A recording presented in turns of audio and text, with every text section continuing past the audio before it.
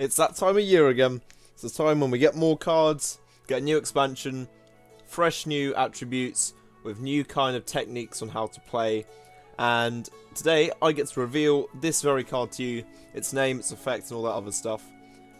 For all of you who haven't seen my channel before, my name is Dom, or the Worginator, and I usually just do regular Legends videos with a couple of news ones here and there. And as this is my first card reveal, I decided on the build up, what I would decide to do is go into my Discord server and kind of ask everyone there to take a guess at what they'd think that this card would be able to do. And I've gathered 3 of the best and only responses at the time of recording this video, and I thought I'd have a look at them to see what my community assumed it could do. The first guess we have is a 4 Magicka cost, 4/5 guard, which gives +1/+2 to a unit in each lane and would be a rare card. Now, this works in quite well with what we've seen so far of the Empire of Cyrodiil cards, which you might be able to assume that this card is for. And this is actually surprisingly close, but is not correct. Our next guess comes from Glazeeye, and he assumes that this card will be called the Imperial Centurion, with a 6 Magicka cost, a power of 4, health of 6, keywords Garden Breakthrough, and could buff all friendly creatures and maybe even summon a Collovial Guard, or possibly, if it was a bit lower, a regular Grunt, and that this is an epic card. Despite this actually being a very cool effect, unfortunately this is, again, not correct. And our final guess is from Stolen Equation, and it's that the card will be a 4 cost, 3/5 guard, which gives another creature guard. Again, another nice little card, especially for a kind of defensive archetype, but no, it is not. Therefore meaning I have to award Shark with the award for being the closest guesser of the 3.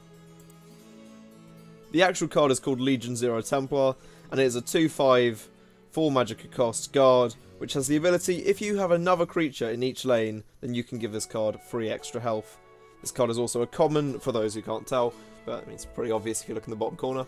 And for those of you uncertain on who the Legion 0 are, they were a group of Imperial Legion soldiers who swore fealty to Molag Bal after the attack on the Imperial City, and they had to drink the blood of Cold Harbor, which kind of made their eyes glow blue and their veins really stick out, and became completely mind-shriven. As formerly mentioned, this card is made to be part of the Empire of Cyrodiil triple archetype, which is willpower, agility, and endurance. And if you look at Sleevathan, or Clivathan, however you say her first name, then you can see that their archetype is going to be based around having units in both lanes, and kind of with that ability being able to buff up your other units or use more kind of cool synergy. Because of the triple attributes of the Empire of Cyrodiil, there are lots of cool little combos that you'll be able to do with this card to kind of make the most out of its effect. The first one would be obviously to get creatures in both lanes, so some good cards to recommend would be ones like Spellsword Summoning, as that will summon a random 1-cost creature in each lane, which could end up being something really beneficial for you, or it could just be something like a regular Imperial Grunt. Which leads perfectly onto our next choice, which is Scouting Patrol, for those who only have little bits of Magicka spare, and they just want to use his effect as easily as possible. Or for those of you who love running complete and utter memes, you could just throw in Vardvark Experiment, just to taunt your opponent and hear some kind of weird noises. And yeah, those are kind of your 3 cheapest options to use his effect. Obviously General Tullius and Midnight Sweep will do the job, but this is for efficiency. And if you're looking to get the most out of his massive health boost, cards like High Hrothgar, Ring of Imaginary Might, and for all of you who've actually been keeping up to date with the new card reveals, we also have Steel-Eyed Visionary, which is another excellent card for making the most out of his ridiculously high health for a 4 cost, and then, if played with the correct setup, can easily become a 10/10 guard, which I may be no expert at Legends, but I can assure you is a good card, at least for slowing down your opponent. Some other universal Imperial cards which may help out with this one a lot would be Legate Rika, because she can obviously summon an Imperial Grunt to the other lane and really reinforce what the Empire of Cyrodiil intends to do, and Bruma Armourer, just to build up that wall of a Legion 0 Templar even more than it already is. And that's pretty much all this card can really do. I mean, it's a common, it's not going to be saving your day every second.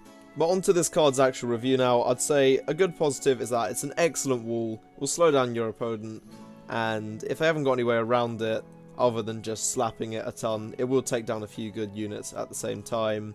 It also feeds in so well with what's already there in the Spellsword archetype and with other Imperial cards, as well as having some of the best card art I've ever seen. Like, it is just beautiful. Honestly, whoever did that, you are amazing at your job. However, onto the negatives, I would say that there are better guards than this one for a similar cost, such as Phalanx Exemplar, but that point is purely subjective, to be honest. And this card is honestly just a bit of removal bait if you do get off the correct synergy, as Piercing Javelins, Edicts of Zura, they will just aim at this card. Or if it's silenced, it's going to return to these alright stats. Overall, I'd have to give this card a 7 out of 10. It's, you know, it's really good, and it does fit into what it wants to fit into, and it will obviously be a massive scary card with the correct combos. But on its own, if you just have this one card in hand, it can feel like a bit of a brick. I mean, obviously, it's not bad, which is why it's a 7, but then it's just not going to be something that you'll play in any scenario, and it will be something that will scare your opponent and make them kind of change their plays. But other than that, that's all I really had to say about this card. If you're still watching, thank you so much for getting this far through. If you want to join my Discord, subscribe, or even just like the video, all of that massively helps the channel. And I'd also like to say a special thank you to Christian, or CVH, for sorting out this card reveal. He has really made my year, because this is what I wanted to do with my channel as soon as I started it. But other than that, I hope you enjoyed, and I'll see you next time.